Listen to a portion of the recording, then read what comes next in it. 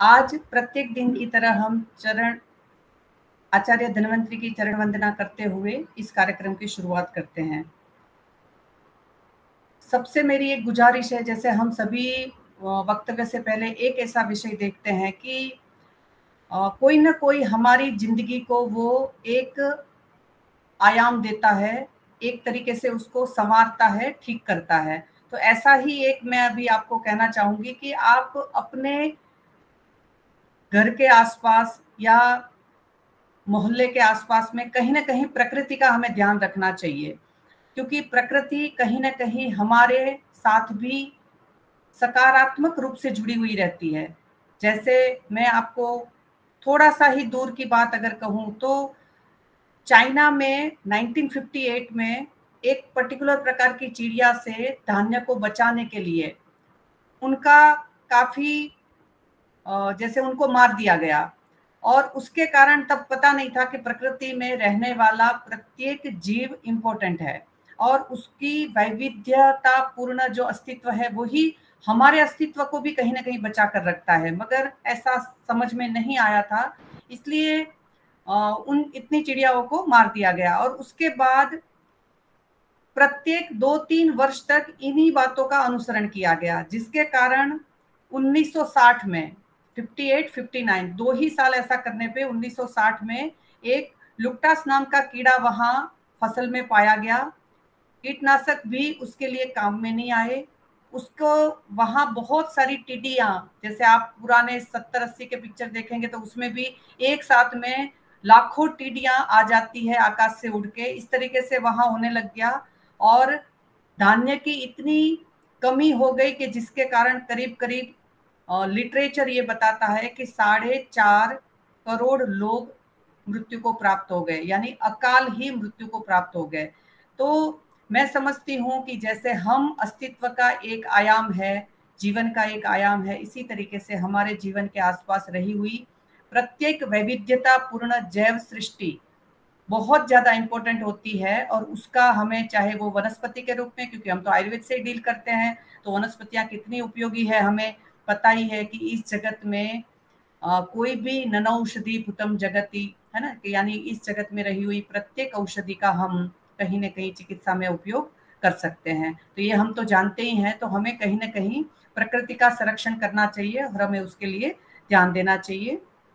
इन्हीं बातों के साथ मैं आज के प्रथम वक्ता को डॉक्टर अनुभा को आपके सामने आमंत्रित करना चाहूंगी। आप अंडर ग्रेजुएशन और पोस्ट ग्रेजुएशन और पीएचडी की पढ़ाई यहाँ राष्ट्रीय आयुर्वेद संस्थान जयपुर से की है। आप वर्तमान समय में मेडिकल ऑफिसर उत्तर प्रदेश में कार्यरत है।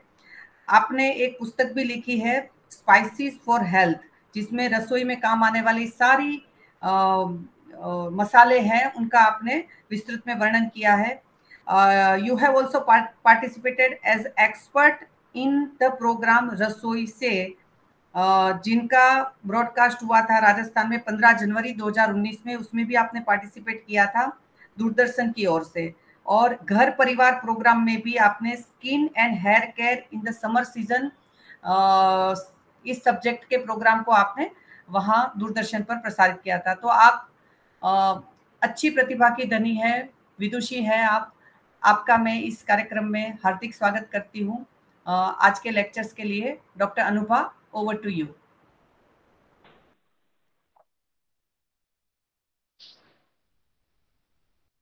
डॉक्टर अनुभा जी नमस्ते मैम। जी जी, वेलकम बेटा। मेरे सभी आदरणीय बलदेव सर, आपको सादर नमस्कार। शीतल मैम, आपको सादर नमस्कार। मेरे सभी आयुर्वेद के अग्रज जो भी यहाँ पर हैं सभी को मेरा सादर प्रणाम, और जो मेरे आयुर्वेद के सहपाठी यहाँ पर हैं उन सभी को मेरा सादर प्रणाम। आज जिस द्रव्य के बारे में हम बात करने जा रहे हैं वो एक ऐसा स्पाइस है या एक ऐसा मसाला है जिसे हम उष्ण, ज्यादातर लोग जो है जिसको उष्ण वीर्य समझते हैं, क्योंकि वो हम कास में काफी ज्यादा उसका इस्तेमाल करते हैं। ज्यादातर लोग उसे उष्ण वीर्य समझते हैं, लेकिन वो शीत वीर्य द्रव्य है और दीपन पाचन होने के कारण भी उसको उष्ण समझा जाता है, लेकिन बेसिकली वो एक शीत वीर्य द्रव्य है जो कि है लवंग। तो जैसे कि मैंने बताया कि लवंग जो है, सबसे पहला तो मिसकंसेप्शन लवंग के बारे में यही होता है कि लवंग जो है वो उष्णवीर्य है, लेकिन वो शीतवीर्य द्रव्य है। और जो है वो नेत्रों के लिए परम हितकारी है। जहाँ पे भी नेत्र रोग है उसमें लवंग जो है, लवंग का सेवन अति प्रशस्त बताया गया है। नेत्र हितम हिमम, इस तरीके से लवंग के लिए आता है। दूसरा जो एक ऐसा कॉन्सेप्ट है लवंग का, जिसको हम जनरली बहुत ज्यादा यूज नहीं करते हैं, वो है गृहिणी में, गृहिणी चिकित्सा में लवंग का प्रयोग। लवंग का जो पर्याय ही गृहिणी हर आया है, और उसमें बहुत ही अच्छा दीपन पाचन कर्म भी पाया जाता है। प्रैक्टिकली जो लवंग है उसको हिम के रूप में इस्तेमाल किया जाता है।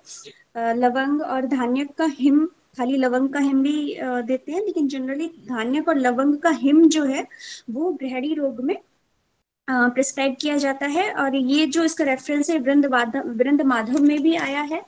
और वृंद माधव में इसमें विसूचिका के लिए भी इसका प्रयोग बताया गया है। लवंग का जो शीत है, लवंग का शीत को इसमें विसूचिका में भी देते हैं। और साथ में अगर तृष्णा रोग की चिकित्सा के लिए, और या फिर नोजिया अगर होता है तो उस कंडीशन में इसके जो शीत है लवंग का, शीत के रूप में प्रयोग बताया गया है। दूसरा इसका जो बहुत ही कॉमन एप्लीकेशन है, जो सबको जानते हैं, वो पेन किलर के रूप में है। कि लोकल लवंग के तेल का लोकल एप्लीकेशन जो है वो टूथ हैक में काम करता है। साथ ही में ये जो है कोई भी अगर जॉइंट इन्फ्लेमेशन है, जॉइंट पेन है, वहां पर भी ये बहुत अच्छा काम करता है। दूसरी जो है वो इसका यूज आता है, जैसे कि मैंने बताया इंडाइजेशन, क्योंकि इसका पर्याय गृहिणी है, गृहिणी हर है, तो इसी वजह से इंडाइजेशन में या जो एब्डोमिनल कॉलिक है उसमें भी इसका यूज किया जाता है। तीसरा इसका श्वसन संस्थान के रूपों में इसका इस्तेमाल किया जाता है। जैसे ये हो गया कफ है या हिक्का है, उसमें इसका प्रयोग किया जाता है। दूसरी चीज ये है कि इसका मेन रोल जो है, एक्चुअली रेस्पिरेटरी सिस्टम पे अगर हम देखें तो क्लोव का जो मेन रोल है वो एक्सपेक्टोरेंट की तरह वर्क करता है। इसके अंदर जो केमिकल कॉन्स्टिट्यूएंट्स हैं, जैसे eugenol, eugenol acetate, caryophyllene, gallic acid, triterpenes हैं, ये बेसिकली इसमें मेन कॉन्स्टिट्यूएंट है। और यही इन्हीं की वजह से, मेनली यूजिनॉल की वजह से, जो क्लोव है उसके हमें फार्माकोलॉजिकल एक्शंस मिलते हैं। जैसे कि शुष्क में लवंग आदि वटी हो गई, या खदिर आदि वटी में भी लवंगिक कंटेंट है, तो उसमें जो मेन कारण है वो यूजिनॉल है। यूजिनॉल क्या करता है, ये एक्सपेक्टोरेंट का वर्क करता है।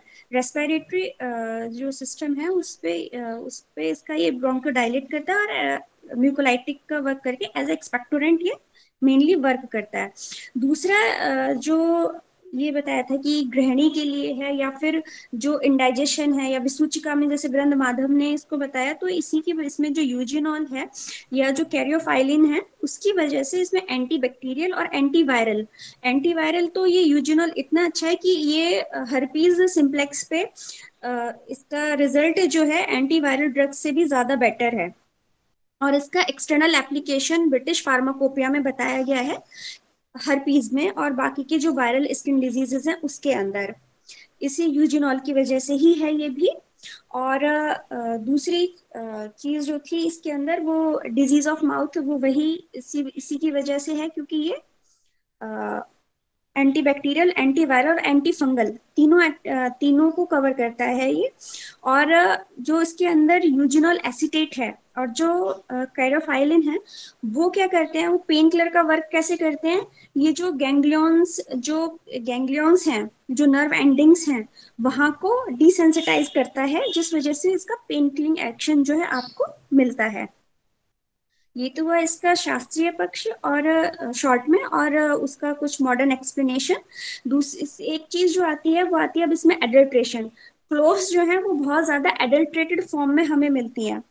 और क्लोव्स का एडल्ट्रेशन किससे होता है, क्लोव स्टॉक से। क्लोव, अगर आप सब लोग जानते होंगे, क्लोव्स जो है वो फ्लावर बर्ड्स होती हैं जो अभी ओपन नहीं हुई हैं। अनओपन फ्लावर बर्ड्स जो हैं उनको कलेक्ट किया जाता है और उनको एज ए स्पाइस या एज ए मेडिसिनल फॉर्म में हम उनको यूज करते हैं। तो अब इसमें एडल्ट्रेशन किसका होता है? एडल्ट्रेशन होता है इसमें क्लोव के स्टॉक्स का, यानी कि सिर्फ उसकी डंठल होती है या मदर क्लोव्स होती है कि जो क्लोव का फल है वो सिमिलर ओवल शेप का ही होता है लगभग, तो उसको भी कई बार एडल्ट्रेट किया जाता है। या फिर कई बार एग्जॉस्टेड क्लोव, यानी कि एग्जॉस्टेड क्लोव मतलब क्लोव में से उसका ऑयल निकाल लिया, जो लवंग तेल है वो एक्सट्रैक्ट कर लिया, बाकी की बची हुई जो लवंग है उसको मार्केटेड कर दिया जाता है। या ब्राउन क्लोव्स, ब्राउन क्लोव्स क्या होती हैं? वही फ्लावर बर्ड जो अनओपन फॉर्म में हमें लेनी है, अगर वो ओपन हो जाती है तो वो ब्राउन क्लोव्स होती हैं। अब इसको आप पहचानोगे कैसे? मदर क्लोव जाहिर सी बात है वो फ्रूट और बर्ड में अंतर तो सामान दिख जाता है। ब्राउन क्लोव्स मतलब जो बड़ी हैं, और जो नॉर्मल लवंग है वो लाइट कलर की होगी, स्लाइट रेडिश ब्राउन कलर की होगी और हल्का सा उसमें येलोइश टिंच होता है। जितनी ज्यादा डार्क कलर की होगी उसका मतलब है कि उसमें से ऑयल जो है वो एक्सट्रैक्ट कर लिया गया है। जैसे जैसे क्लोव में से ऑयल एक्सट्रैक्ट किया जाता है उसका कलर जो है वो डार्क होता चला जाता है। ये क्लोव के साथ ही नहीं, हर एक मसाले के साथ जिसके अंदर वॉलेटाइल ऑयल है, सभी के साथ ये स्थिति है कि जैसे जैसे उनके अंदर से वॉलेटाइल ऑयल निकलेगा उनका कलर डार्क होता चला जाता है। वेदर इट इज ये सौंफ की बात हो या कोरिएंडर की बात हो, ये सभी में एक कॉमन कैरेक्टरिस्टिक है। और कई बार हम जो इसको अगर मास्क करने के लिए कि उसमें से ऑयल निकाल लिया है तेल में से, तो क्या करते हैं कि जो जिन क्लोव्स में से ऑयल निकाल लिया उनको ये कैरोसिन ऑयल या टर्पेंटाइन ऑयल में या मिनरल ऑयल में उसको डिप कर देते हैं। तो ताकि उसके अंदर से ऑयल जैसी जो एक अपीयरेंस है, एक शाइनी अपीयरेंस उसका बना रहे। तो इसमें अगर आप प्रेस करके देखोगे तो आपको स्मेल से डिफरेंस पता चल जाएगा। सो this was a short intro about clove, जिसमें हमने शास्त्रीय पक्ष देखा, उसके मॉडर्न फार्माकोलॉजिकल जो प्रॉपर्टीज हैं, किस फाइटो कॉन्स्टिट्यूएंट की वजह से वो क्या काम करता है वो, और दूसरा एडल्ट्रेशन किस किस का होता है और आप उस एडल्ट्रेशन को कैसे पहचान सकते हैं। क्लोव की अगर डोज की बात करें तो आपको 0.5 मिलीग्राम से 1 मिलीग्राम तक ही इसकी डोज देनी है, पाउडर फॉर्म में अगर देना चाहते हैं, और अगर एज अ डिकॉक्शन देते हैं तो वो दे सकते हैं। और क्योंकि मेरा कॉस्मेटोलॉजी से मेरा संबंध है तो मैं कॉस्मेटोलॉजिकल यूज भी बताती हूँ इसका, कि जो इसका क्लोव वाटर है, क्लोव वाटर मतलब जैसे मैंने अभी थोड़ी देर पहले बताया था कि ये एंटीवायरल है, हर्पीज में भी है, और ब्रिटिश फार्माकोपिया में बहुत सारे स्किन डिजीजेस में इसका प्रयोग बताया है। तो जो क्लोव वाटर है, क्लोव वाटर कैसे बनाना है? क्लोव्स को आप इसका फांट बना लीजिए, उसको ले लीजिए, और आप उसको अगर डेंड्रफ केस में या अगर एक्सेसिव हेयर फॉल हो रहा है उसको स्कैल्प पे आप स्प्रे करते हो डेली और उसको मसाज करके आप छोड़ दो, तो ये एंटी डैंड्रफ का बहुत अच्छा काम करता है, क्योंकि जैसे ही उसमें जो यूजिनॉल और कैरेफाइलेंस हैं ये anti bacterial, anti viral, anti fungal होते हैं। डैंड्रफ जो एंटी फंगल है तो ये उसमें बहुत अच्छा इसका रिजल्ट आता है। और दूसरा, क्योंकि ये कफ का छेदन करता है और इस वजह से ये जो है अगर आयुर्वेद पर्सपेक्टिव से देखें तो हेयर फॉल में भी ये बहुत अच्छा इसका रिजल्ट हमें प्रैक्टिकली मिलता है। सो this was the short information about clove. Thank you so much. बहुत बहुत धन्यवाद डॉक्टर अनुभा। आपने जो हमने ये एक सीरीज शुरू की है उसमें आपने बखूबी अपना रोल निभाया है, जिसमें मैं सभी प्रतिभागियों को भी बताना चाहूंगी कि डॉक्टर अनुभा ने काली मिर्च, अदरक, हिंगू, दालचीनी, धान्यक और आज लौंग, लविंग का प्रेजेंटेशन किया है। वो 15-20 मिनट में इतना सुंदर तरीके से जो इसेंशियल पार्ट है हम उसको कैसे पहचाने, उसमें किस तरीके से एडल्ट्रेशन हो सकती है, और उसका कई बार इमरजेंसी में हम कई बार सोचते हैं कि आयुर्वेद में तो हम इमरजेंसी कैसे हैंडल करेंगे, मगर वो रसोई में रहे हुए उन मसालों से हम कुछ जगह पे बहुत अच्छी तरह से इमरजेंसी भी हैंडल कर सकते हैं। तो आप हमारे सभी प्रतिभागी स्टूडेंट्स का ज्ञानवर्धन करते हैं, इसके लिए मैं विश्वागत परिषद की ओर से डॉक्टर अनुभा आपका हार्दिक धन्यवाद करती हूँ। और आपने इस बात के लिए तुरंत ही हाँ कही थी, ये भी एक काबिले तारीफ पॉइंट है कि जिसके लिए मैं फिर से एक बार धन्यवाद कहना चाहूंगी। अब हम कार्यक्रम को आगे ले जाते हैं। आज के कार्यक्रम के हमारे मुख्य स्पीकर प्रोफेसर अखिलेश कुमार सिंह जी है। आप अभी वर्तमान समय में dean research and development SAM global university and college में वहाँ आप कार्यरत है। यहाँ आप एज अ प्रिंसिपल भी अपनी भूमिका अभी निभा रहे हैं। आप BMS CSJM यूनिवर्सिटी कानपुर से है। आपने MD काय चिकित्सा से यूनिवर्सिटी ऑफ पुणे से किया है। आपने PhD भी बनारस हिंदू यूनिवर्सिटी काय चिकित्सा विभाग से किया हुआ है। और अभी आप 5 प्रोजेक्ट्स में अभी तक काम कर चुके हैं। आपके 59 से ज्यादा published research article in different peer reviewed journals हो चुके हैं। आपने एक पुस्तक में एक चैप्टर का भी लेखन करके अपना सहयोग दिया हुआ है। आपने 22 से ज्यादा साइंटिफिक लेक्चर्स और डिफरेंट सेमिनार्स में पार्टिसिपेशन किया हुआ है। आपको उत्तम लेखक के रूप में एक पुरस्कार आयुर्वेद पत्रिका फॉर द आर्टिकल जलोका के लिए 2005-2006 में आपको मिला हुआ है। और आपने अनेक विदेश में भी आपने इंटरनेशनल कॉन्फ्रेंस में पार्टिसिपेट किया हुआ है, जैसे south Korea, Colombo, Sri Lanka, Germany, Paris, France, Thailand, बहुत सारे कंट्रीज में आपने अपना रिसर्च आर्टिकल्स और कॉन्फ्रेंसेस में भी पार्ट लिया हुआ है। ऐसे बहुत अच्छे विद्वान को यहाँ इस मंच पर आमंत्रित करते हुए मुझे अत्यंत हर्ष हो रहा है। और मैं डॉक्टर साहब आपको आज के लेक्चर्स के लिए आमंत्रित करती हूँ। Over to you doctor Akhilesh ji. जी बहुत बहुत धन्यवाद मैडम। जी जी, वेलकम सर, वेलकम।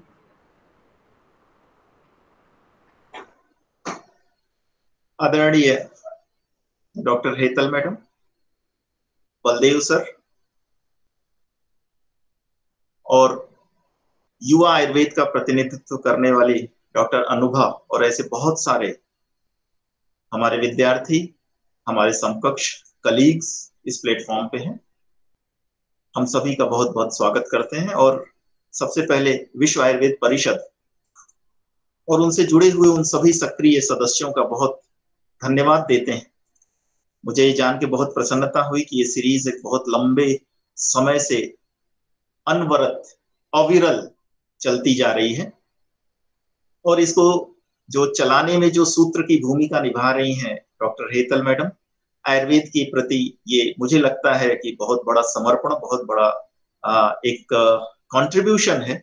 मैं इन सभी को शिरोधार्य करते हुए इनकी बहुत ही उन्मुक्त कंठ से प्रशंसा करते हुए और इस लंबी अविरल धारा में एक बूंद मेरी तरफ से भी आहूत करने का मौका दिया, इसके लिए मैं बहुत बहुत आभार, बहुत धन्यवाद आप सभी का कि इस प्लेटफॉर्म से मैं जुड़ा। डॉक्टर रिशु जिन्होंने मुझे यह मौका दिलवाया, उनको भी मैं बहुत बहुत धन्यवाद देता हूँ। आज जिस विषय पर हमने थोड़ा आपके साथ कुछ चीजें शेयर करना चाहता हूँ, वो विषय leech therapy in clinical practice है। आज थोड़ी बहुत जो भी हम चर्चा आपके साथ करेंगे, हमारा प्रयास बिल्कुल यही है कि हम बहुत ज्यादा किताबी और सैद्धांतिक ना हो करके थोड़ा सा, इसीलिए टाइटल में क्लिनिकल प्रैक्टिस है, हम बहुत ज्यादा सैद्धांतिक और किताबी बातों का बात न करके क्लिनिकल प्रैक्टिस में अप्लाइड डायमेंशन में हम जमीन पर हम मरीज के साथ हम क्या करते हैं, कैसे करते हैं और कहाँ कहाँ इसका उपयोग हो सकता है, इस पे थोड़ी सी हम चर्चा करना चाहते हैं।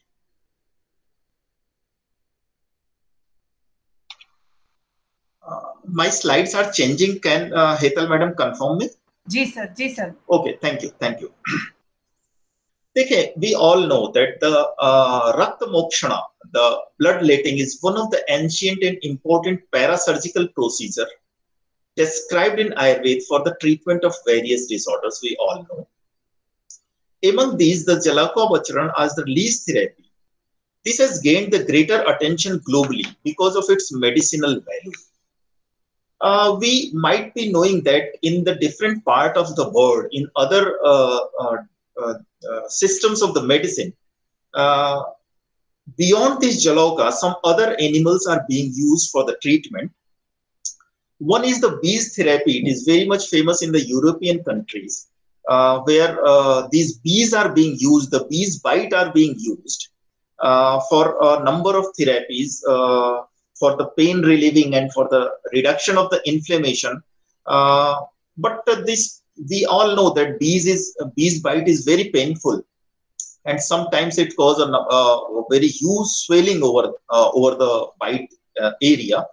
And another therapy is very much prevalent on the globe, that is the maggot therapy. अपने को पता है, these maggots are the necrophages, and these consume the dead tissues. So these are the therapies which are prevalent in different part of the world. But yes, in the indigenous system of medicine, this Jalaukavacharn is very much famous. हमारे पूरे संहिता काल से लेकर के यदि देखा जाए तो लीच थेरेपी का एक बहुत बड़ा अवदान है, न केवल आयुर्वेद में, बल्कि यदि 20-30 वर्षों पहले या आज भी अपने ग्रामीण क्षेत्रों में जाएं तो हम ये देखते हैं कि बहुत सारे पशु जो तालाबों में और ऐसे जाते हैं, वहां पे लीचेस लगते हैं, तो ग्रामीण जानते हैं कि this sucks the impure blood. So this therapy has been very much used in indigenous system of the medicine on the human subject as well as on the animal subject. But in the different part of the world, leech therapy is not much more common, but the bees therapy, the maggot therapy, and some other therapies which are based on the animals are very much prevalent. So this is not the new thing, but in the other forms of the world, number of animal therapies has been prevalent. So, but in indigenous system of medicine, the bloodletting, 3 basic tools has been described: the Shringa, the Jalauka, and the Alabu. And in Shushu Samhita, there is a description of the Prachanna Karma, where these are the 4 major things which has been described, tools rather, which has been described in the text of the Ayurveda for the bloodletting. Jalauka has been described for the treatment through bloodletting in especially pitta dosaj vyadhis. And you know, Jalauka, we all know that the Rakta Vishravan is described to occur in the cold water, and it is of 12 types, 6 of the Savish and 6 of the Nirvish, out of which 6 these non-poisonous leeches are being used for the medicinal purposes. 6 Savish और 6 Nirvish, मैंने उसका description नहीं किया. We all, the people who are on this platform definitely know which are the varieties. But yes, हम जिस जलौका का आज की डेट में अपने क्लिनिक्स में प्रयोग करते हैं, यदि आधुनिक भाषा में कहा जाए तो ये हिरिडो मेडिसिनलिस वैरायटी सबसे कॉमनली रहती है. बट इन सम पार्ट्स हिरिडो माइकेलेंसी, ये भी एक वैरायटी है जिसको कि हम क्लिनिकली यूज कर सकते हैं जूलॉजिकल नाम के आधार पे. We all know this is a animal of the annelida class. ये एनिलिडा क्लास का एनिमल है. अपने सभी को पता है कि इसके 2 सक्कर्स होते हैं, एक एंटीरियर सक्कर्स होता है, एक पोस्टीरियर सक्कर होता है. टेक्निकली एक कॉडल जो कि बैक एंड पे होता है, जिसको हम पोस्टीरियर सक्कर कह रहे हैं, और एंटीरियर सक्कर जहां माउथ होता है, जिसको रोस्ट्रल एंड बोलते हैं. इसके 2 एंड्स होते हैं.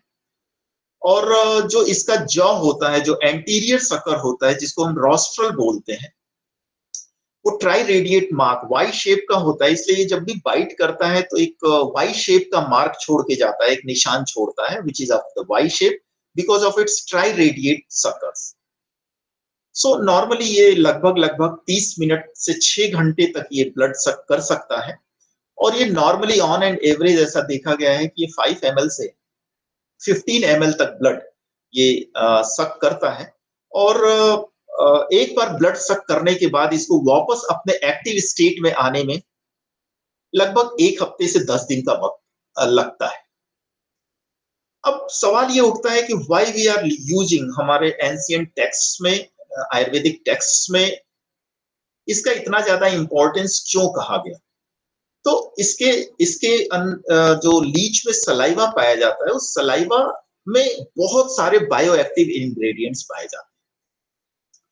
यदि अब की भाषा में बात करें तो more than 100 bioactive ingredients are there, जिसमें से कुछ बहुत महत्वपूर्ण है, जिनकी थोड़ी हम यहाँ चर्चा करना चाहेंगे, आपके साथ शेयर करना चाहते हैं. जिसमें पहला है hirudin. We all know this is one of the anticoagulant, जो कि थ्रोम्बिन की बाइंडिंग को रोकता है. तो हिरुडिन एक एंटीकोआगुलेंट है, ब्लड थिनिंग इफेक्ट रखता है. ये one of the foremost bioactive ingredient which is found in the saliva of the leech. इसके अलावा कैलिन करके एक होता है, ये भी कोआगुलेशन को रोकता है। इसके अलावा ये जो कोलेजन मीडिएटेड प्लेटलेट एग्रीगेशन होता है, थक्का बनने से रोकता है ये। तो कैलिन ये दूसरा बायोएक्टिव इंग्रेडिएंट है महत्वपूर्ण। डेस्टाबिलेज ये मोनोमेराइजेशन एक्टिविटी है, इसको पॉलीमेराइजेशन को रोकता है, ये जो ग्लूटिनेशंस होते हैं उनको रोकता है, इसलिए डेस्टाबिलेज ये तीसरा बायोएक्टिव इंग्रेडिएंट है। और ये फाइब्रिन को डिसॉल्व भी करता है, इसलिए ये थ्रोम्बोलिटिक इफेक्ट रखता है। जो थ्रोम्बस बन गए हैं, जो क्लॉट्स बन गए हैं, उनको डिसॉल्व करने का भी काम करता है। पॉलीमर्स को मोनोमर्स में तोड़ने का काम, यानी मोनोमेराइजिंग इफेक्ट है इसका। Hirustasin again this is a chemical, जो कि ट्रिप्सिन, काइमोट्रिप्सिन, ये सारे जो भी इंग्रेडिएंट्स होते हैं ये ब्लड कोआगुलेशन में हेल्पफुल है, तो ये इनको इनहिबिट करता है। केलिकेरिन, ट्रिप्सिन, काइमोट्रिप्सिन इसको इनहिबिट करता है और इस तरह से ब्लड कोआगुलेशन को रोकने में एक महत्वपूर्ण भूमिका अदा करता है। दिस डेलिन्स ये बहुत ही पोटेंट एंटी इंफ्लेमेटरी होता है, तो इस तरह से ये जो हमारे इन्फ्लेमेशन के साइंस है, पैलार, डोलार, कोलार, रूबार, जो हम सभी पढ़ के आते हैं, ये सभी को रोकता है, यानी डेलिन्स एंटी इंफ्लेमेटरी इफेक्ट रखता है। और इस कारण लीच की जो बाइट है that is also have an anti inflammatory effect. Hyaluronidase ये एक बहुत ही मिरेकुलस केमिकल है, जिसको दूसरी भाषा में, बहुत आम भाषा में इसको स्प्रेडिंग फैक्टर भी कहते हैं। ये जो जहां पे लीच बाइट करता है वहां से उस सलाइवा को, उस बाइट जब भी करता है तो वो अपना सलाइवा थोड़ा जो इनोकुलेट करता है, उसके थ्रू ये केमिकल हमारे बॉडी में डालता है, जो ये बाकी बायोएक्टिव इंग्रेडिएंट्स उनको बॉडी में ये डिस्पर्स करने में बहुत महत्वपूर्ण भूमिका निभाता है। So hyaluronidase is also known as the spreading factor as well as it serves as antibiotic function. इसलिए हम लोगों ने अपनी प्रैक्टिस में बहुत ही रेयर देखा है कि लीच थेरेपी के बाद वो इन्फेक्टेड हो जाता है, वो वुंड, ऐसा बहुत ही रेयर देखने में आता है because of this hyaluronidase which has a antibiotic action. Tryptase inhibitor जो कि अगेन द प्रोटियोलिटिक एंजाइम होता है, जो कि मास्ट सेल जो कि होता है उस मास्ट सेल की एक्टिविटी को कम करता है, तो इस तरह से जो एलर्जिक रेस्पॉन्स नहीं आने देता। Again this eglin very anti inflammatory, very potent anti inflammatory effect है। इसलिए बहुत सारे ऐसे इंफ्लेमेटरी डिसऑर्डर्स जिसकी हम आगे अभी चर्चा करने वाले हैं आपके साथ, उसमें एंटी इंफ्लेमेटरी रोल के लिए भी इसका महत्वपूर्ण रोल होता है उस भूमिका को निभाने में। फैक्टर 10th A इनहिबिटर है, this is again coagulation factor जो इसको इनहिबिट करता है। कॉम्प्लीमेंट इनहिबिटर्स होते हैं, कार्बोक्सीपेप्टिडेज ए इनहिबिटर है, इसके अलावा हिस्टामिन लाइक सब्सटेंसेस हैं, इस वजह से एलर्जिक रेस्पॉन्स नहीं आता। वासोडाइलेटर है, एसिटिलकोलिन पाया जाता है, that's why it is a very potent vasodilator. और एनेस्थेटिक इफेक्ट है, इसलिए लीच जब बाइट करती है तो अपने को पेन सेंसेशन बहुत कम होता है। मैं अभी जब शुरुआत किया तो मैंने थोड़ी सी एक भूमिका बनाई कि हमारे इंडिजिनस सिस्टम ऑफ मेडिसिन में लीच थेरेपी का जितना योगदान है, लेकिन वर्ल्ड के दूसरे हिस्से में ज्यादातर बीज therapy one of the most common therapy in the globe, जिसका पेनफुल एक्शन भी है, एनाफाइलेक्सिस भी आती है, इन्फ्लेमेशन भी आता है, और उसके अलावा जो यहाँ पे ये एनेस्थेटिक इफेक्ट है कॉन्ट्रा टू दिस, इसलिए लीच बाइट बहुत ही लेस पेनफुल होती है। So these are the strengths of the leech therapy. ये सारे केमिकल्स थे जो उसके सलाइवा में मोस्टली पाए जाते हैं, जो कि अपने अलग अलग एक्शंस के लिए जाने जाते हैं, जिससे कि वो प्रभाव डालते हैं।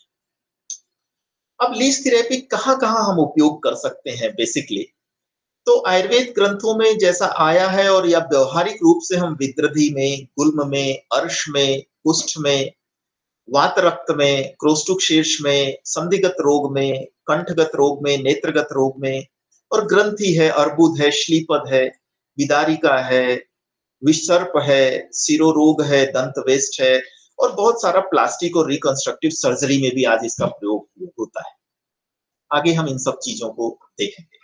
सो थोड़ा सा आल्दो आई नो कि हर आदमी इस बात से परिचित है कि लीच थेरेपी कैसे की जाती है, बट एक बहुत ही छोटा सा ग्लिम्स में देना चाहूंगा, जहां पे कि पूर्व कर्म में एक जहां पे कि लीच का प्यूरिफिकेशन जब हरिद्रा वाटर में हम डालते हैं तो ये एक बहुत महत्वपूर्ण एरिया रहता है। मैं थोड़ा सा पिक्चोरियल दिखाना चाहता हूँ कि how we prepare our leech.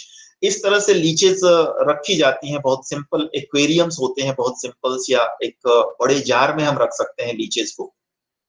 इस तरह से लीचेस होती हैं, that what we preserve the leeches here. और कहीं भी अप्लाई करने से पहले इसको एक टर्मरिक वाटर में हम थोड़ी देर छोड़ते हैं, और आप बीच में एक लीच का मूवमेंट देख रहे होंगे, स्नेक टाइप मूवमेंट। ये इंडिकेट करता है yes leech is very active and now we can place this leech on the affected area. तो इस तरह से लीच को हम एक्टिवेट करते हैं, और उसके बाद हम नॉर्मल वाटर में डालते हैं बिफोर द एप्लीकेशन। और हम देख रहे हैं कि यहाँ पे लीच को हम अप्लाई कर रहे हैं, और इस तरह से जो एक्टिवेटेड लीच होती है उसको अफेक्टेड साइट पे हम लगा देते हैं। और वी ऑल नो कि कैसे पता चलता है कि लीच के सक्कर्स अपने बिल्कुल उसने लगा दिए हैं। वो उसका जो एंटीरियर सक्कर होता है, जो एंटीरियर पार्ट होता है, वो थोड़ा सा यू शेप का हो जाता है, which indicate that yes leech has started the sucking the blood. और जैसे ही लीच ब्लड को सक करने लगता है, उसके ऊपर एक वेट गॉज डाल देते हैं, क्योंकि अपने को पता है कि लीचेस स्किन से सरवाइव करते हैं, सॉरी ब्रीथ करते हैं, रेस्पायर करते हैं, तो मॉइस्ट स्किन होनी चाहिए। इसलिए हम लोग एक वेट गॉज डाल देते हैं, जिससे कि लीच कंफर्टेबल हो, प्रॉपर रेस्पिरेशन करता रहे, जिससे कि उसको सकिंग में कोई प्रॉब्लम ना हो। इसलिए हम एक गीला सा कोई भी गॉज या कोई भी कॉटन का कपड़ा या इस तरह से कोई चीज जो कि बहुत मोटा ना हो रख देते हैं, ताकि वो रेस्पायर कर सके प्रॉपरली। और इसके बाद जैसे ही लीच धीरे धीरे ब्लड को सक करता है, वी नो जहां पे एंटीरियर सक्कर होता है वहां का पल्सेशन होता है, वो जैसे जैसे लीच को ब्लड को सक करता है वहां पे there is a pulsatory feeling. We can also visible the pulsation at the anterior sucker, और उसके बाद वो धीरे धीरे उसका साइज बढ़ता रहता है, and we can observe, we can notice the movement of the body of the leech over that throughout the process of the sucking. और जैसे ही वो सक कर लेता है, और उसकी जो भी उसकी कैपेसिटी है 5 to 15 ml जो हमने शुरू में बात करी, वो जैसा ही सक कर लेता है वो बिल्कुल सिलेंड्रिकल हो जाता है, और उसके बाद वो जो बाइट साइट है वो छोड़ देता है। और वो बाइट साइट जब भी छोड़ता है तो वहां पे हम मुलेठी या हरिद्रा ऐसे पाउडर का इस्तेमाल करते हैं, और फिर उसकी टाइट बैंडेजिंग करते हैं। और जो सक्ड लीच जो इसने ब्लड सक किया है उसको टर्मरिक पाउडर में डाल देते हैं फॉर द पैसिव इमीसिस। उसकी आगे हम बात करेंगे। ये देखिए, इसकी टाइट बैंडेजिंग बहुत जरूरी है, क्योंकि because of this hirudin and number of bioactive ingredients which prevent the coagulation of the blood, that's why blood flows for much more than normal time. बहुत लॉन्गर समय तक ब्लड फ्लो होता है, इसलिए हमें बहुत टाइट बैंडेजिंग करनी रहती है ताकि पेशेंट को लंबे समय तक ब्लीड न हो। ये देखिए, बहुत टाइट बैंडेजिंग की जाती है, पहले टेप से कर देते हैं, उसके बाद बहुत टाइट बैंडेज बांध देते हैं। ये देखिए, जिस लीच को हमने थोड़ा सा टर्मरिक पाउडर के साथ रखा था फॉर द पैसिव इमिसिस, जैसे ही हम इसको रखते हैं तो इसका जो भी ब्लड सक्ड रहता है वो पैसिवली वो अपने सक्कर्स को ओपन कर देता है, और पैसिव तरीके से बिना किसी मैन्योर के, बिना किसी इंटरवेंशन के, वो अपने आप अपने जो एंटीरियर सक्कर को ढीला कर देने से जो भी ब्लड है वो बाहर आता रहता है। और इस तरह से ये पैसिवली जो इमिसिस का ये तरीका है। और पैसिव इमिसिस के बाद हम ब्लड के जो लीच के पोस्टीरियर सक्कर को एक तरफ से पकड़ते हैं और बिल्कुल स्क्वीज कर देते हैं, जैसे हम बहुत ही जेंटली उसको from posteriorly to anteriorly squeeze कर देते हैं, just to ensure that no part of blood can remain inside the gut of the leech. So this is the second step of the active emesis of the process. First one, just we used to keep these leeches in the turmeric powder, and this causes the passive emesis. And in the second step, after the passive emesis, we hold the leech from the posterior sucker and just squeeze from posteriorly to anteriorly gently. We are accustomed to do that, and if you do the practice, then there is no harm of the life or the leech when we squeeze from posterior to anterior. And this is a process of the active emesis, just to ensure that not a single drop of blood may remain inside the gut of the leech. And after doing this, again we used to put this leech in the turmeric powder for few minutes, and then in the fresh water, and then in the isolated bottles for the dedicated for the patient itself. So this is the complete process of the normal process of the leech therapy that we all are knowing, and I do believe that we are doing in our clinics and all the things, or in our college where we are. So after that, we will see what are the areas where we can use this leech therapy. I have already flagged the area of the indication, but we in our clinical practice, in our hospital setups, in our private setups, we used to apply these leeches in the Vicharchika cases, in the Kitif, Shwitra. There is very good result in the Shwitra. Khalit, very dramatic result in the Khalit, the Yuan Pidika, and other skin disorders. So basically, the leech therapy has a very potent effect on any of the skin disorder that has been mentioned here. A number of patients has been treated through this leech therapy of such disorders. Along with this, the Sandhigat Roga, either it is the osteoarthritis, rheumatoid arthritis, or gouty arthritis, we have noticed a miraculous effect. Just I have talked about the anti-inflammatory role, analgesic role of the leeches. So probably the anti-inflammatory and analgesic effect of the leeches might be crucial for alleviating this Sandhigat Rogas. In the sleep of the elephantiasis, very good effect is there. And yes, I have done some preliminary work in few diseases like the cerebrovascular accidents due to infarct, and some ISD cases, some angina cases, some MI cases, where cutaneously we apply this leech, and we do believe that, and as per researches suggest that it has a impact locally on the 18 centimeter square area. So it might reach to the coronary vessels, or the vessels that are affected due to this ischemia, and this can alleviate these things. So yes, I along with my team has a number of works, but a very preliminary area where we have worked in the cases of the cerebrovascular accident due to the infarct and ischemic heart diseases cases. And yes, there is a good impact on the chronic ulcers as well, and the varicose vein, it has a very good impact. Beyond this, the modern medical practitioners nowadays are very much using this just to reduce the venous congestion, either after the graft, or we can say after some reconstructive surgery. Now leeches are proving to be very useful for the plastic surgeons, where they are using just to remove the venous engorgement or the venous decongestions. As a decongestant, they are using this leech very much. So nowadays, a number of modern practitioners, especially the plastic surgeons, in the reconstructive surgeries, are using this leech.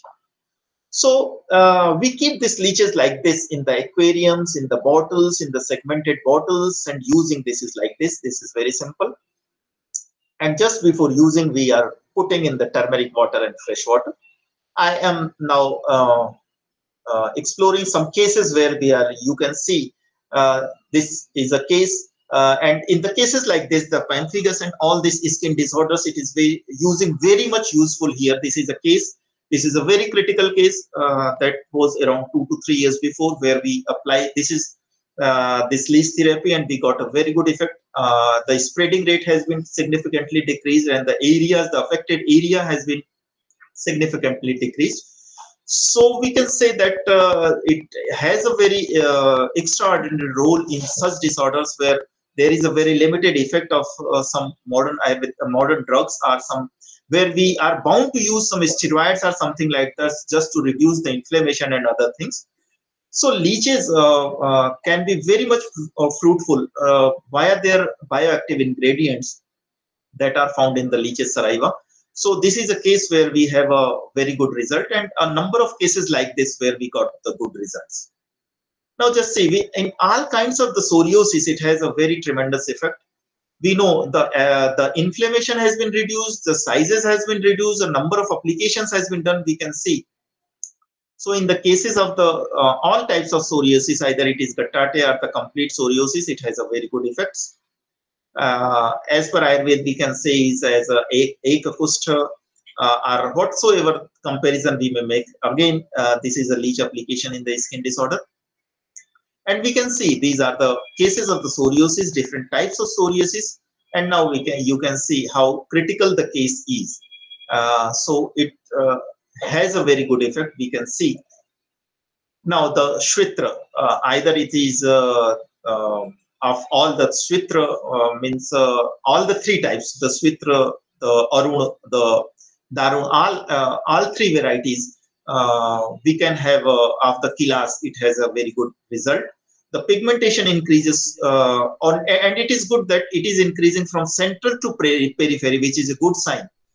Most of the pigmentation we have been noticing that is from the, you can see also the pigmentation that is on the central part, rather the extrinsic to intrinsic, but it is from center to periphery, which is again a good sign. And this is also a case of Switra. You can see the cases of the Switra where we have a significant role. And again, this is the case of the balding, very good, that I was referring about. Nowadays, number of cases are coming for this. So, because it increases the local circulation, so it increases the local circulation in the scalp, which giving a new life to the hair follicles. That's why in the cases of the Khalit and Palit, both, where you can see the reducing area of the balding. These two are the comparison of the same patients. So we can find again. You can also observe the triradiate mark very clearly in this picture. So we are doing this in the cases of the Khalit and Palit. There are number of patients we have of these particular things. And this, you can see the alopecia kind of things where there is a fungal growth and some patchy loss of hair is there. So again, a very good role of the leech therapy. Now the joint disorders, this young girl of the rheumatoid arthritis, we have seen very potent anti-inflammatory and analgesic effects. So we applied the leech, which reduces this pain and all the thing of the patient. And a number of cases, you can see the deformity of the lady. Yes, I can say that deformity is not being reversed, but yes, the pain and the progressive deformity, yes, we can stop the deformity, we can reduce the rate of deformity, and yes, we can reduce the pain and the inflammation and all the things. But yes, the deformity was not reversed, but yes, the progression of the deformity was slowed down up to some extent. It was stopped there. And you can see in the cases of the osteoarthritis as well, the application of leeches. This is again a case of osteoarthritis, some cases of gouty arthritis as well as. So where this monosodium urate crystals in the gouty arthritis, we know it is not going to be eliminated somewhere, but it is going to be absorbed by the body in a gradual piece of time. But yes, it stops the accumulation of MSU, and it also promotes the absorption of MSU crystals. That's why it imparts a very good effect in the gouty arthritis as well. You can see these are the cases of the gouty arthritis where we apply these leeches. I have a few research data as well as of the gouty arthritis. I will let you know after a little bit of the slide, but these are all the cases of the gouty arthritis. We also did one thing, that we have also studied the antioxidant role of the leech therapy, which I will talk a little bit later after showing this pictorial demonstration of the leech therapy in a number of cases of the joint disorders, as well as in all the joint disorders, either it is osteoarthritis, rheumatoid arthritis, or the osteoarthritis. So these are the cases we can see. And this, again, I have talked about the sleeper patients. A number of patients has been treated. Rather, we can see the manifestation. We can reduce this manifestation, the tension inside this swelling, and all the things has been greatly reduced. So we can give a sense of relief to such kind of patients who are suffering a lot for these things. So leech has a very potent role in reducing the pain, the stretches, the tension there, the tension of the skin. So the tensile strength that the patient is feeling has been reduced up to the significant level. And this is again the reversal, the emesis, and all the processes. So these are the parameters where we need to see the things, whether from the HB, TC, DC, ESR, the LFTs, the blood urea, the serum create, the BTCT, PT. It is very essential to observe, because while the application of the leeches, if a patient has got some BTCT and PT is elongated, then there may be more bleeding. So we need to take care of these parameters, HIV 1 and 2. One more thing I want to add when I am talking about this HIV, about 8 to 9 years before, just we did an experiment that we put this leech in a HIV positive patient, and after the leech application, when we did the test of the emesis of the the blood from the emesis of the leech, it was found not HIV positive. So this was a case study, not in a number of patients is what it has been done, but yes, this was a case study that I wanted to share. And X-ray of the involved joint. So frequency of leech application, it may vary from disease to disease, but normally when we use one leech, we use it after minimum a gap of 1 week. And each leech is being devoted to each specific patient just to avoid the contamination and all, anything which may spread from one patient to, for the safer side, we are doing this. And yes, the HB, TC, DC and these things we are doing, serum, creatine, all the things before application of the leeches. The nature of leech, it loves to be in a quite relative cooler places, and it loves to be in a darker places. So we need to preserve these leeches in some darker places and at a little bit of the cooler temperature. And leeches loves to be inside the dechlorinated water and sterilized water. So we need to give such kind of ambience to the leeches. And naturally, whatever we store the leeches in a fresh water, rather in a sterilized water. But sometimes if you can want, we can provide this algae and all the things which is the feed of the leech. Otherwise, it is no need. Just I want to mention my two researches which we performed. We have researched, we have statically analyzed the anti-inflammatory property of the leech by the estimation of the erythrocyte sedimentation rate, CRP, and by the ELISA kit interleukin-1. So I want to share some data. This group 1 was the leech and group 2 was different. The Basti therapy was given, and in group 3 it was combined the leech and the Basti therapy, and 4 was the control group. You can see very good effect of the leech therapy for the ESR. It significantly reduces the ESR, and intergroup comparison also we found that the combined group has a very potent effect over this. So we can say that by this research we can say that yes, leeches have a very potent anti-inflammatory effect. Another result was for the C-reactive protein. We did again this group 1 and group 3 we can see has a very potent role, very potently reducing this anti-inflammatory effect, because group 1 is the intervention by the leech only, and group 3 where Basti and leech therapy both were given in the patients of gouty arthritis. So we can see very potent again. And this interleukin-1 we can see the before therapy and after therapy data it was, where again we can see in a group A the very good result in reducing the interleukin-1, which is an inflammatory mediator. So we can say by these researches that it has a very potent anti-inflammatory research. And yes, we also analyzed the researched the leech for the antioxidation effect. So we did four on the 4 parameters. The antioxidants like SOD and vitamin C, and by the estimation of oxidants, MDA and protein carbonyls. You can see what instruments we have used. This obviously this centrifuge machine, we all know this colorimeter is being used for the estimation of these antioxidants, and this is spectrophotometry and this carbon dioxide incubator. These are instruments being used.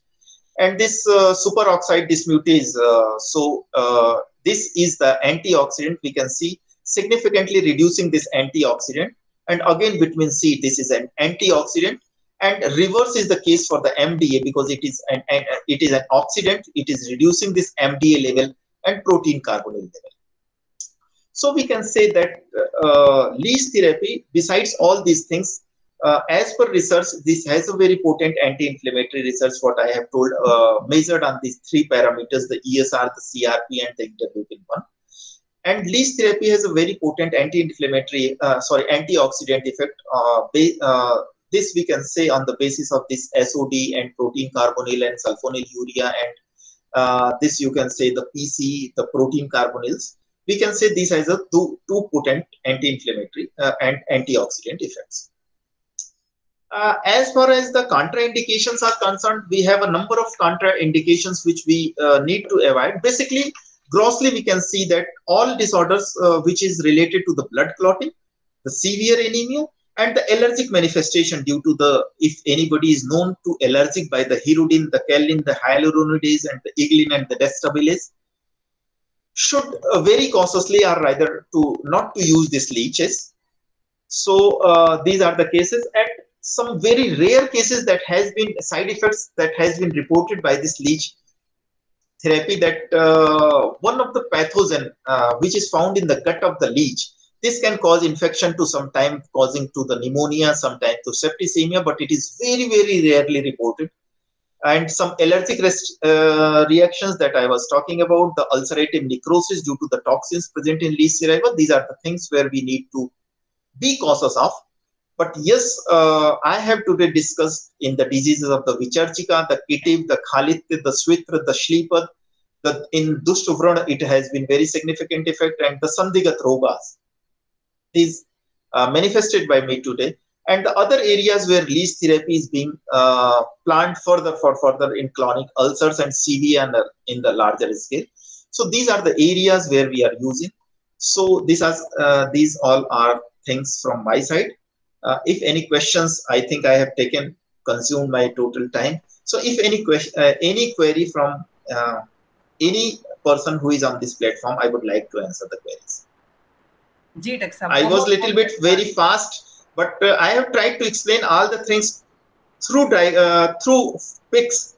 That's why I was a little bit very fast. But I would like to answer any question if anybody wants to ask. जी Hetal madam ji, बहुत बहुत धन्यवाद doctor साहब। विश्व आयुर्वेद परिषद की ओर से आपने जो हमारा प्लेटफॉर्म ये सोचता है, एक उद्देश्य लेके चल रहे हैं हम कि सभी हमारे आयुर्वेद के स्कॉलर्स बहुत अच्छे चिकित्सक बने और कहीं ना कहीं वो बढ़िया चिकित्सा करके आयुर्वेद के माध्यम से आयुर्वेद को भी मान सम्मान दिलवाए और वो स्वयं भी अपनी जिंदगी में उसी मान सम्मान के अधिकारी बने। तो इस श्रृंखला में आपने ये कड़ी जोड़कर सच में बच्चों के ऊपर, स्टूडेंट्स के ऊपर काफी अच्छा वो किया है कि भाई वो इसी दिशा में अग्रसर हो पाएंगे। तो मैं आप जैसे अच्छे विद्वान से मिलवाने के लिए डॉक्टर ऋषु जी का भी हार्दिक धन्यवाद करती हूँ और आपका भी हृदय से बहुत बहुत धन्यवाद करती हूँ कि इस ज्ञान यज्ञ में आहुति देकर आपने हमें कृतार्थ किया।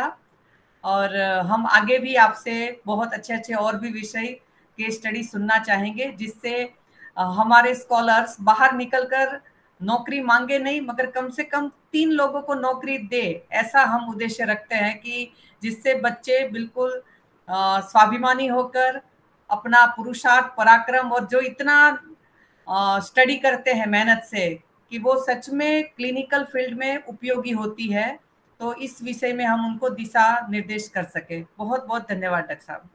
Thank you. डॉक्टर साहब एक क्वेश्चन आया है बबीता डॉक्टर गोस्वामी। यस, मैंने पढ़ा है। I would like to answer. मैंने अपनी बातों में एक बात को कहा है। जी सर। देखिए डॉक्टर बबीता, मैंने इस बात को कहा था अभी कहते समय कि मैंने कुछ पेशेंट्स पे ये प्रयोग किया है और हमने HIV पॉजिटिव पेशेंट को लीच थेरेपी की और उसको बहुत सावधानी से उसकी इमेसिस कराई और उस वोमिटेड ब्लड का हमने HIV सैंपल टेस्ट करा तो वो नेगेटिव आया। दिस वाज ये एक सेलेक्टेड एक बहुत छोटी सी स्टडी है। हम लोग ये अपेक्षा करते हैं आप जैसे नौजवानों से कि या और भी जो लोग इस प्लेटफॉर्म पे हैं, जैसा हेतल मैडम भी कह रही थी कि हम अपने आइडियाज को आप सबके साथ शेयर इसलिए करते हैं। रिसर्च में एक चीज होती है मल्टीफोकल स्टडीज, और हम जानते हैं कि बहुत सारे 4 स्टेप्स होते हैं रिसर्च के। कोई भी दवा जब भी मार्केट में आती है तो इन 4 स्टेप से गुजरनी होती है। उसी तरह लीच थेरेपी हम सबकी एक धरोहर है, हम आयुर्वेद के लोगों की। हमें पता है धन्वंतरी जी जब समुद्र मंथन के बाद निकले थे तो उनके एक हाथ में लीच भी थी, जलौका भी थी। तो ये एक हमारी बड़ी विरासत है एक। और मैंने आपको वेस्टर्न वर्ल्ड से तुलना इसीलिए बताया कि उनके पास बीज थेरेपी है, मैगट्स थेरेपी है। हमारे पास क्या है? हमारे पास लीच थेरेपी है जो कि पेनलेस थेरेपी है। हमने बताया कि वो कैसे न केवल उसमें एंटीबायोटिक्स हैं बल्कि एनेस्थेटिक एजेंट्स भी हैं जो कि बहुत नियरली इट इज पेनलेस, एक चींटी जैसा बाइट मारता है। तो मैंने तो ये किया है, बट यस, मुझे इस प्लेटफॉर्म पे जो लोग जुड़े हैं, और मैं हमेशा अपने विद्यार्थियों से भी कहता हूं, हमें अभी इसको और ज्यादा एक्सप्लोर मल्टीफोकली करने की जरूरत है, और एक बड़े मास में करके ही हम देखिए रिसर्च, हम सभी लोग यहाँ बैठे हैं, हमें पता है कि कोई भी कंक्लूजन ड्रा करने के लिए, किसी भी चीज को पुख्ता करने के लिए टेस्ट ऑफ सिग्निफिकेंस रिसर्च में लगाना होता है, और उसके लिए कम से कम एक मिनिमम सैंपल साइज होनी चाहिए। तो इस बात को तो दावे के साथ तभी कहा जा सकता है शोध के बाद कि जबकि हम उस नंबर को पूरा कर लें जिससे कि हम टेस्ट ऑफ सिग्निफिकेंस अप्लाई कर सकें। लेकिन हाँ, मैं बिल्कुल आपसे शेयर करना चाहता हूं कि जिस छोटे से सैंपल में 4 से 5 पेशेंट्स में मैंने जो किया है, वो डेटा मेरे पास है, जिसमें कि उस वोमिटस में शायद हो सकता है वो इम्यूनोडिफिशियंसी वायरस उस कोल्ड ब्लडेड एनिमल में सर्वाइव नहीं करता है, because this animal is of the annelida class, that's why. But yes, I do accept that this observation needs to be explored in a number of patients so that we can say by applying the test of significance. So ये जो आप पूछ रहे हैं, ये बिल्कुल HIV patients में मेरे ऑब्जर्वेशन के अनुसार नहीं वो फैलेगा। बट यस, आपने एक चीज और पूछी है कि यदि किसी HIV पेशेंट में लगा दिया और गलती से दूसरे में लगा दिया तो इन्फेक्ट हो सकता है क्या? There is a very feeble chance, लेकिन डॉक्टर बबीता ऐसी गलती हम लोग नॉर्मली नहीं करते। कारण क्या है, हम एक पेशेंट पे जब लीच लगाते हैं तो उसके नाम से तुरंत टैग करके उस बॉटल में रख देते हैं अलग से। तो प्लीज देखिए, HIV फैले ना फैले, बट एक पेशेंट से दूसरे पेशेंट में लगाने पे बहुत सारी चीजें जो we don't know anything can spread. So leeches basically customise कर दे, ऐसी गलती नहीं होनी चाहिए। लीचेस को पेशेंट वाइज लेबल करके रख देना चाहिए, और कई बार तो हम लोग ऐसा करते हैं कि उसमें लेबल लगा करके वो बॉटल पेशेंट को बोल देते हैं, हफ्ते भर में वो कैरी करके प्रॉपरली लेके आता है, if you can manage. But चूंकि एक बहुत ज्यादा पेशेंट्स हुआ करते हैं, इसलिए हम लोग कई बार पेशेंट्स को दे देते हैं, अदरवाइज हम अपने यहाँ नाम से मेंशन करते हैं। So this was all from my side Babita ji. बहुत बहुत धन्यवाद डॉक्टर साहब। डॉक्टर विनोद गर्ग, आप अनम्यूट करके बेटा पूछ सकते हैं question. Doctor Vinod ji. Yes ma'am. नमस्ते मैम। नमस्ते सर। नमस्ते बेटा। सर मेरा क्वेश्चन थोड़ा लीच थेरेपी के अलावा जो सिरावेदन है उससे रिलेटेड है। जैसे कि सर रक्त मोक्षण के लिए हम सिरावेद यूज करते हैं, और क्या सर हम ब्लड डोनेशन कैंप को सिरावेद से कोरिलेटेड कर सकते हैं? जैसे कि हम रक्तदान शिविर लगाएं, उनके लिए तो वो प्योर ब्लड हो गया। ब्लड डोनेशन यदि मान लो 50 लोग यदि वो ब्लड डोनेट करते हैं तो हमने ब्लड डोनेट करवा दिया, तो उनके लिए तो प्योर ब्लड हो गया। हम उसको एज ए चिकित्सा के तौर पर मान लो जिस जिस डिजीज में सिरावेदन कराते हैं उन व्यक्तियों से ब्लड डोनेट कराया जाए, तो क्या उसके गुणधर्म का कुछ चेंज होगा ब्लड डोनेशन के बाद? बहुत अच्छा विनोद, आपने एक मुझे पृष्ठभूमि दे दिया, जिस कुछ चीजें मैं शेयर करना ही चाह रहा था। आपने इस प्रश्न के माध्यम से मुझे वो मौका दे दिया, इसके लिए बहुत बहुत धन्यवाद। जी सर। पहली बात तो ये है कि हम ब्लड डोनेशन को सिरावेद से तुलना करना ही क्यों चाहते हैं? हम फीवर को ज्वर मानना ही क्यों चाहते हैं? हम पांडु को एनीमिया मानना ही क्यों चाहते हैं? ये सबसे बड़ी समस्या है, जिसका मैं आप जैसे युवाओं से, और मैं जितने भी लोग यहाँ पे बैठे हैं, मैं सबसे बार बार अपील करता हूं, आयुर्वेदिक टर्मिनोलॉजीज को कभी भी मॉडर्न टर्मिनोलॉजीज के साथ हम न इक्वेट करने की कोशिश करें, न उसके किसी सामंजस्य को बिठाने की कोशिश करें। देखो, हमारे यहाँ जो रक्त विश्रावण, जितना मैंने सारे का डिस्कशन किया, चाहे वो श्रृंग से हो, चाहे वो जलौका से हो, चाहे वो अलाबू से हो, आप देखो हमारे यहाँ जो भी रक्त विश्रावण, जो भी सिरावेद है, उसके इंडिकेशंस है। वो जो इंडिकेशंस है, वो इंडिकेशंस के वजह से हम सिरावेद करा रहे हैं। ब्लड डोनेशन की जहां तक बात आती है, ये बिल्कुल इंटायरली इसको, ये क्या है, that is a module of the treatment. सिरावेद क्या है? That is a module, that is a tool of the treatment. आपको ये समझना पड़ेगा। देखो, आयुर्वेद को 3 पायदानों पे हमें समझना पड़ेगा। आयुर्वेद में जेनेसिस ऑफ डिजीज क्या है? आयुर्वेदिक फिलॉसफी में what is the genesis of disease in the Ayurvedic philosophy? What is the philosophy of treatment in the Ayurveda? And what is the philosophy of tool of treatment in the Ayurveda? जिस दिन हम आयुर्वेद को, अपने आयुर्वेद को इन 3 पायदानों पे समझ लेंगे, आयुर्वेद में genesis of disease, what is the first normalcy from the departure, जहां से कि आप संप्राप्ति शुरू करते हो, जहां से संप्राप्ति भंग शुरू होती है, that is the first departure from the normalcy. उससे भी पीछे जाके जब हम जेनेसिस ऑफ डिजीज समझ लेते हैं, जब हम फिलॉसफी ऑफ ट्रीटमेंट समझ लेते हैं, जब हम philosophy of tool of healing समझ लेते हैं, यदि ये 3 पायदानों पे हम आयुर्वेद को समझ लेंगे तो कभी भी आयुर्वेद को मॉडर्न से तुलना नहीं करेंगे, क्योंकि आयुर्वेद जिन सिद्धांतों पर टिका हुआ है, आधुनिक चिकित्सा शास्त्र बिल्कुल डिफरेंट सिद्धांतों पर टिका है। अब आप समझो, आपने सिराव्यथ का सवाल किया। सिराव्यथ जिस संप्राप्ति से, किसी संप्राप्ति को भंग करने के लिए तो सिराव्यथ करोगे ना विनोद, आई एम राइट? कि कोई तो संप्राप्ति होगी। अब हमें यह समझना होगा कि जो संप्राप्ति की चेन है, ठीक है ना, वो संप्राप्ति की चेन को कहां पे, किस टूल ऑफ ट्रीटमेंट से, आपका सिराव्यथ क्या है, this is the tool of treatment. सिराव्यथ क्या है, this is the tool of treatment. अब आपकी एक संप्राप्ति है किसी व्याधि की, जिसमें आपके पास हथियार क्या है, टूल ऑफ ट्रीटमेंट क्या है, सिराव्यथ। अब उसकी चेन में कौन सी चेन पे आप इस सिराव्यथ को अप्लाई करोगे, टूल ऑफ ट्रीटमेंट कौन सा अप्लाई करोगे, depends entirely on the chain of, किसका, चेन ऑफ दिस पैथोजेनेसिस, जो प्रोग्रेशन होता है। अब आप एक चीज बताओ, जब यहां पे सिराव्यथ है और वहां पे जो ब्लड डोनेशन हो रहा है, वो ऑब्जेक्ट, उसका ऑब्जेक्टिव दूसरा है। हम तो ये ट्रीटमेंट का एक मॉड्यूल है, ट्रीटमेंट का एक टूल है, और वहां पे ब्लड डोनेशन क्या है, blood donation is not a module of the treatment. Blood donation एक स्वैच्छिक चीज है जो सोशल कॉज से हम करते हैं, that is again very good. नई नई फ्रेश आरबीसी, अपने को पता है कि 120 दिन आरबीसी की लाइफ है, यदि हम ब्लड देते हैं तो उसके बाद जो आरबीसी बनती है सारी फ्रेश बनती है, इसलिए ब्लड डोनेशन की वजह से क्या होता है, average age of the RBC younger age होती है, इसलिए blood donation is very good.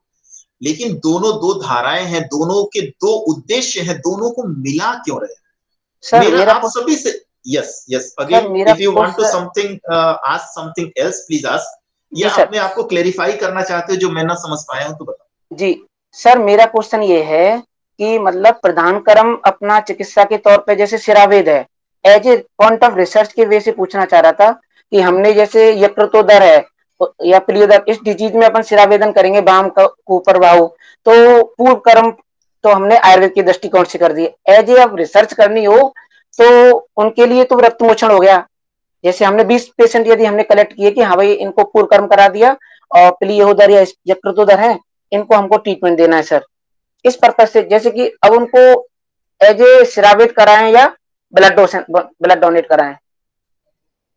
देखो, यदि आप अपने पूर्व कर्म प्रधान कर्म के हिसाब से उसको ब्लड डोनेशन, मतलब आप तो सिरावेद कर रहे हो, ये बात अलग है कि वो ब्लड जो निकल रहा है वो किसी और के काम आ जा रहा है, तो अपने लिए कोई तकलीफ की बात नहीं है। यदि वो जो भी ब्लड निकल रहा है, आई गॉट योर पॉइंट, यदि जो भी ब्लड निकल रहा है, यदि वो ब्लड किसी और के काम आ रहा है और प्रॉपर स्टरलाइज तरीके से, जैसे ब्लड में बीटी के लिए निकालते हैं वो निकाल रहे हैं, दैट इज गुड। एक पंथ दो काज, उससे अपने को कोई दिक्कत नहीं है बेटा, दैट इज गुड। मतलब मैं समझ गया कि वो जो ब्लड निकल रहा है that can be utilised to some other patients, and yes we can study for in the cases of the Yकृतोदर or Plehodar, whatsoever disease we want to study, definitely we can do, because अपने को तो अपन क्या करते हैं, सिराव्यथ करने के बाद उस ब्लड का तो हम तो कोई इस्तेमाल नहीं कर रहे हैं ब्लड, बट यस वो किसी के काम आता है, तो आपकी शोध की सीमा के दायरे के बाहर नहीं जाएगा, वो बिल्कुल शोध के ही पैरामीटर्स के अंतर्गत होगा, आप बिल्कुल ऐसा कर सकते हैं। क्योंकि सर ब्लड डोनेशन कैंप इतने सारे लगते हैं और उसकी 2 महीने पहले प्लानिंग भी हो जाती है, ये जो लोग ब्लड डोनेट करेंगे, और फिर उन जो भी 100 लोग हैं उनमें से सेलेक्ट कर लें कि हाँ भाई किसी को इससे संबंधित प्रॉब्लम है, रिसर्च डाटाबेस। यस आपके पास तो क्वांटम ऑफ द ब्लड जो निकलेगा वो पूरा मेजर्ड भी होगा, so you can establish statical data regarding this, आप उससे कुछ उसको एनालाइज कर करके you can find something of the research interest. Okay, thank you जी, बहुत बहुत धन्यवाद डॉक्टर साहब, और डॉक्टर विनोद आपका भी बहुत धन्यवाद पूरे सेशन को प्रश्नोत्तर के माध्यम से और ज्यादा जीवंत बनाने के लिए। और कोई प्रतिभागी पूछना चाहते हैं प्रश्न तो अनम्यूट करके पूछ सकते हैं।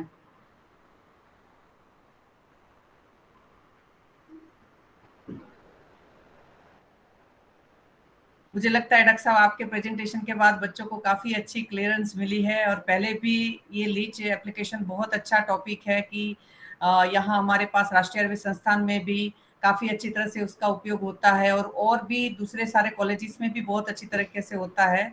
तो मुझे लगता है कि बहुत सारे स्टूडेंट्स आने वाले समय में इस लीच एप्लीकेशन को अपने क्लिनिक में, चिकित्सालय में इसको जरूर अपनाएंगे और बहुत सारे रोगियों को स्वस्थ होने के लिए मदद करेंगे।